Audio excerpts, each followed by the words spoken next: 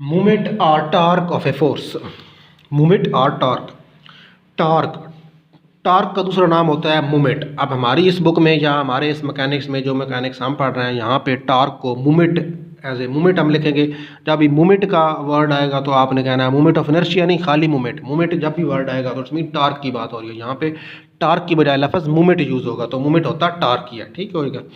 तो देखें जी, मूवमेंट हमारे पास क्या होता है, the tendency of a force to rotate a body about a point is called movement और टॉर्क ऑफ दैट फोर्स। अब हमें पता है कि टॉर्क कैसे प्रोड्यूस होता है कि हमारे पास एक फोर्स होती है, वो किसी बॉडी को किसी एक पॉइंट के ऊपर जो है वो एक्ट करे और वो बॉडी किसी दूसरे पॉइंट के ऊपर फिक्स हो तो हमारे पास क्या हो जाता है, टॉर्क प्रोड्यूस हो जाता है। जिस तरह आपके पास फिगर में दिखाया गया, ये पॉइंट ए के ऊपर बॉडी फिक्स है, इस पॉइंट के ऊपर जो पॉइंट बी के ऊपर फोर्स एक्ट कर रही है तो ये बॉडी जो है इस तरह करके रोटेट करना शुरू कर देगी। अभी रोटेट करेगी तो इट्स मीन ये क्या, टॉर्क प्रोड्यूस हो गया है, इस बॉडी के अंदर क्या हो गया, टॉर्क प्रोड्यूस हो गया। तो यही टॉर्क का यही हमने डिफाइन करना है। टॉर्क हमारे पास किसकी इक्वल होता है, मूवमेंट। टॉर्क की बजाय मैं आपको बता रहा हूँ कि आपके पास वर्ड मूवमेंट यूज होगा तो मूवमेंट के लिए एम, टॉर्क हमारे पास इक्वल होता है आर क्रॉस एफ। फोर्स होती है और आर क्या होता है, movement arm, R cross F. R क्या होता है एक्चुअली, ये हमारे पास क्या होता है, distance of force two point, ये वाला, ये देखें ये आपको नज़र भी आ रहा है, ये फोर्स है, फोर्स का डिस्टेंस है फिक्स्ड पॉइंट से। तो अगर हम परपेंडिकुलर डिस्टेंस लेना चाहते हो तो हम इसी आर को कंपोनेंट में रिजॉल्व कर लेते हैं तो हमारे पास ये वाला कंपोनेंट आ जाता है, ये वाला, ये कंपोनेंट, ये वाला साइन थीटा वाला क्रॉस है ना, तो हमारे पास साइन थीटा वाला कंपोनेंट यहाँ पे यूज़ होता है। तो m is equal to R cross F का magnitude, m is equal to R F sine theta. तो हमारे पास ये है आर साइन थीटा, ये वाला आर साइन थीटा। ये ओ बी जो है, ये जो आपको ओ बी नज़र आ रहा है ना, ये ओ बी है आर साइन थीटा। और ये वाला जो है ये आर कॉस थीटा है। आर साइन थीटा यहाँ पे यूज़ होता है, क्यों, क्योंकि डेफिनेशन क्या होती है टॉर्क की, टॉर्क की डेफिनेशन हमारे पास होती है perpendicular distance of a force from a fix point, product of a perpendicular distance with force. हमारे परपेंडिकुलर डिस्टेंस का हम फोर्स के साथ प्रोडक्ट लेते हैं तो हमारे पास टॉर्क होता है। तो ये परपेंडिकुलर अगर डिस्टेंस लेना है तो आपने इस फोर्स आर का ये वाला कंपोनेंट आपको लेना पड़ेगा, ये वाला कंपोनेंट हमने ले लिया, ठीक हो गया जी। ये हमारे पास क्या हो गया, टॉर्क आ गया। m is equal to R F sine theta या एफ आर साइन थीटा, ये हम यूज़ किया करेंगे। तो और where theta is the angle between R and F, from figure we see that D is equal to R sine theta. Using this is equal to F is equal to D, और D क्या है, perpendicular distance, ये O B की जगह उसने word B use कर लिया।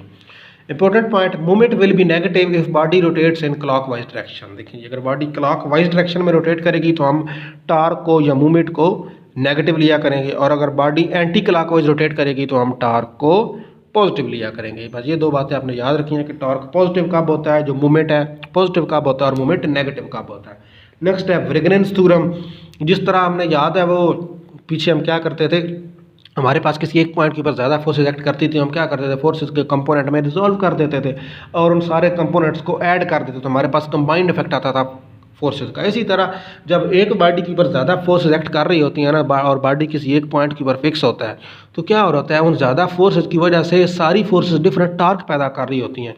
तो उन सारे टार्क्स को जमा करें तो हमारे पास एक रिजल्टेंट टार्क आ रहा होता है। तो ये व्रिगनेंस थ्योरम एक्चुअली क्या देता है, ये हमारे पास रिजल्टेंट टार्क देता है कि अगर बॉडी के ऊपर ज़्यादा फोर्सेज एक्ट कर रही हैं और उसके अंदर ज़्यादा टार्क प्रोड्यूस हो रहे हैं तो जो एक कंबाइंड इफेक्ट होगा सारे टार्क का, जो रिजल्टेंट टार्क होगा वो हमें क्या बताता है, वो हमें व्रिगनेंस थ्योरम बताता है रिजल्टेंट टार्क के बारे में, उसका फार्मूला क्या होगा।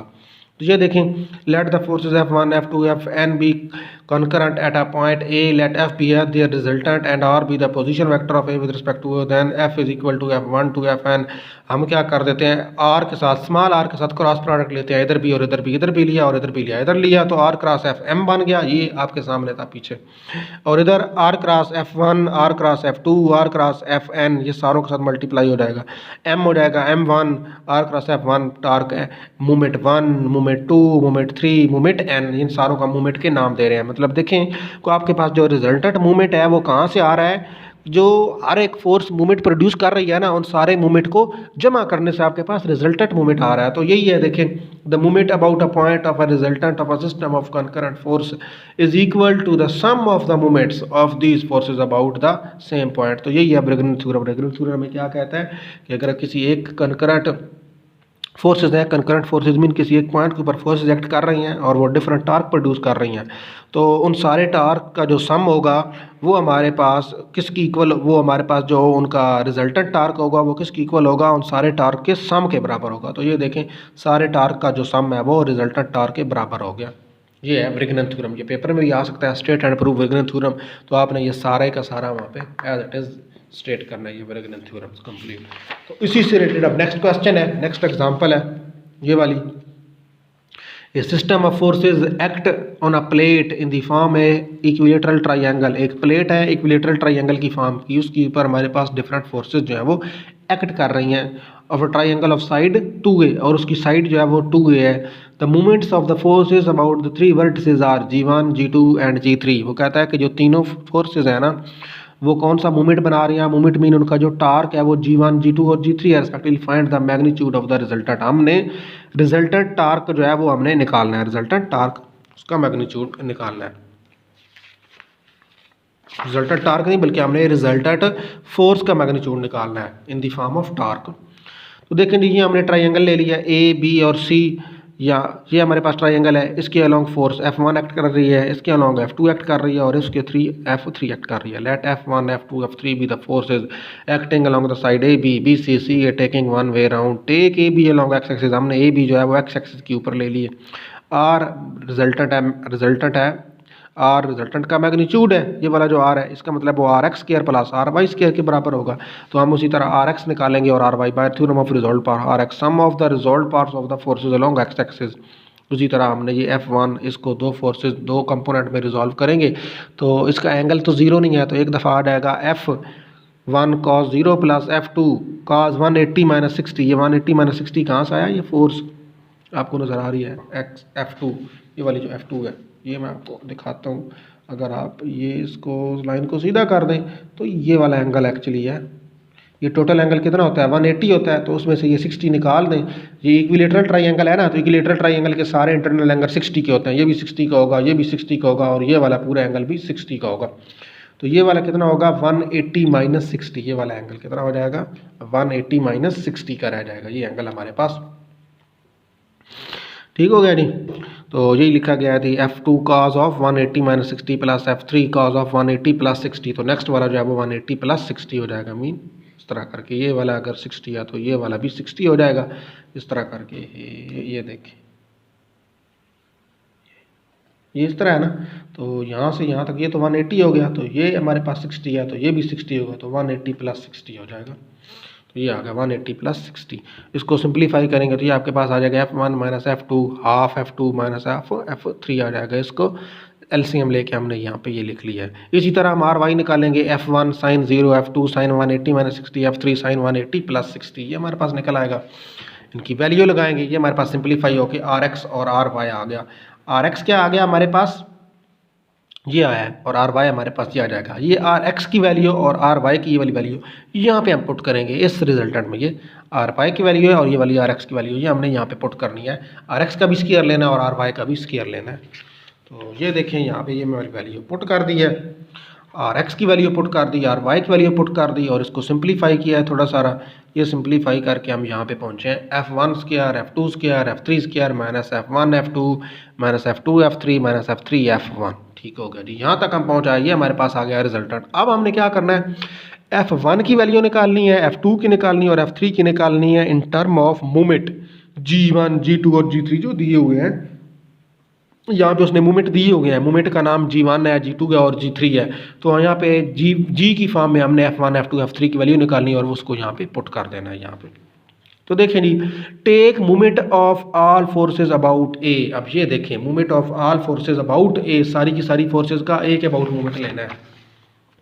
ये था पॉइंट ए हमारे पास एक फिक्स पॉइंट है। ए देखें फोर्सेज कितनी है, एक फोर्स, दो फोर्स, तीन फोर्स, और ये हमें पता है कि जो फोर्स पॉइंट के अंदर से गुजर रही होती है ना फिक्स पॉइंट के अंदर से, उसका टार्क जीरो होता है। क्यों जीरो होता है, क्योंकि उसका उस पॉइंट के साथ जो परपेंडिकुलर डिस्टेंस होता है वो जीरो हो जाता है। देखें ये वाली जो फोर्स आपको नज़र आ रही है, इस फोर्स का इस पॉइंट से परपेंडिकुलर डिस्टेंस 0 हो गया है, तो 0 इंटू F1 हमारे पास 0 हो जाएगी। इसी तरह ये फोर्स F3 इस पॉइंट के अंदर से गुजर रही है, अगर ये अंदर से गुजरेगी तो इसका टार्क भी 0 हो जाएगा। एक ही फोर्स बचेगी ये वाली।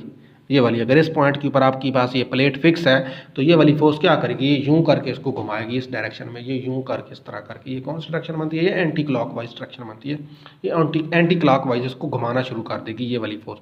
लेकिन हमने यहाँ से 90 के एंगल पे लेना है सीधा, यहाँ से मैंने सीधी लाइन ड्रा की, वहाँ पे 90 के एंगल पे, ये देखें ये 60 का एंगल है, ये 90 का है, तो ट्राइंगल के इंटरनल एंगल का सम कितना होता है, 180 नहीं होता, ये 60 है, ये 90 है, तो इसका मीन ये वाला 30 रह जाएगा एंगल। ये हमारे पास एंगल क्या आ गया, 30 आ गया हमारे पास एंगल।